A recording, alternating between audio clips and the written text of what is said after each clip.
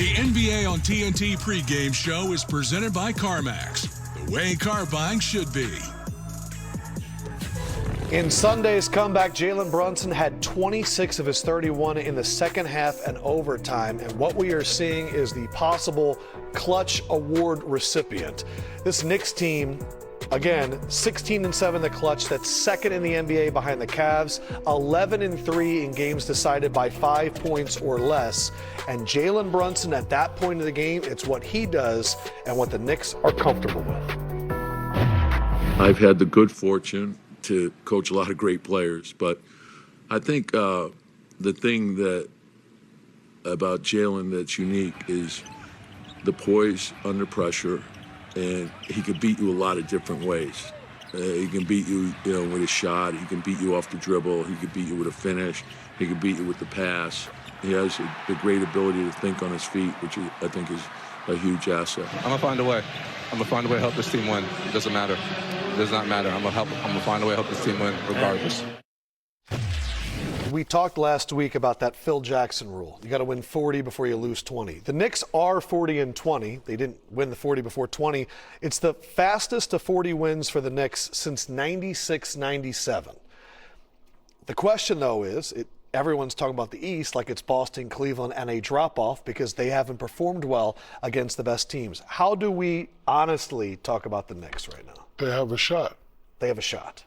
Matchups, performances, the thing about the playoffs when you're playing against a team that's projected to be better, those superstars have to show up. And if you can find a way to slow them down, then you have a better of a chance. I don't know who they're going to – I don't know if playoffs start. If playoffs starts today, they match up with who? Detroit. So that right there going to be a battle. Brunson going to have to show up. K's going to have to show up. That's doable. So I can see the Knicks or the Pistons making it to the second round. So again, it's all about matchups and it's all about performances. I know, Vince know, Candace knew, in order for our team to advance, we got to go out and add 5 to our PP. Like if we was averaging 25, 26, we got to average 30, 35 during the playoffs. So I like the Knicks. They have a shot. But you have them against the Lakers on TNT Thursday night. That's another good test. Oh, yeah, Knicks going down in that game. Okay. In New York? No, it's in LA. In LA. Oh, yeah, going down. Knicks going down. Okay. Knicks haven't made the conference finals since 2000. I know, Vince, your concern and yours as well for a while was the bench. We haven't seen it from the bench. Last 3 games. Don't need no bench. They've been outscoring their opponents 75-71 from the bench. Deuce McBride has come alive. Are we looking for that again tonight, the bench coming alive? So my gripe is you're going to need that bench. You're going to need your bench. You have to give them minutes. I understand that. See? He doesn't, but right.